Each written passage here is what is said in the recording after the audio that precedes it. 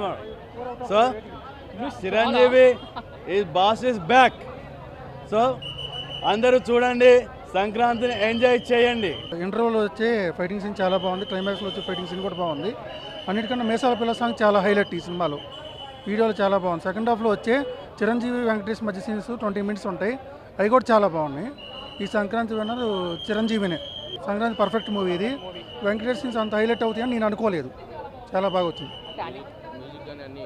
అన్నీ బాగున్నాయి. మొత్తం మనం ఎంటర్టైన్మెంట్ అండ్ ఫుల్గా కుర్చీలో నవ్వుతూ ఉంటారు. ఫ్యామిలీస్ తగ్గ మూవీ, స్టోరీ కంటెంట్ బాగుంది, కనెక్టివిటీ అవుద్ది. యూత్కి కూడా కనెక్టివిటీ అయ్యే స్టోరీ. ఎందుకంటే లేటెస్ట్గా డైవర్స్ ఎక్కువ అవుతున్నాయి కదా, సో దానికి డైవర్స్ అవ్వకుండా ప్రాబ్లంలో మనలో ఉంది కాబట్టి అక్కడే సాల్వ్ చేసుకోవాలి అని చెప్పి మెసేజ్ ఓరియంటెడ్ కూడా బాగుంది. సో ఫన్ టైమింగ్ బాగుంటుంది. వెంకీ గారు వచ్చిన తర్వాత ఇంకా మూవీ ఇంకా హై లెవెల్కి వెళ్ళిపోద్ది. ఇప్పుడు ప్రేక్షకులు కావాల్సింది ఏంటి? పొంగల్కి ఎంటర్టైన్మెంట్ కావాలి, ఇది మెసేజ్ ఓరియంటెడ్ కావాలి. అటువంటి స్టోరీస్నే ఎక్కువగా ఎంకరేజ్ చేస్తాం కదా, ఎందుకు రాకూడదు చెప్పండి? పర్ఫెక్ట్గా రావచ్చు, మేము కూడా రావాలని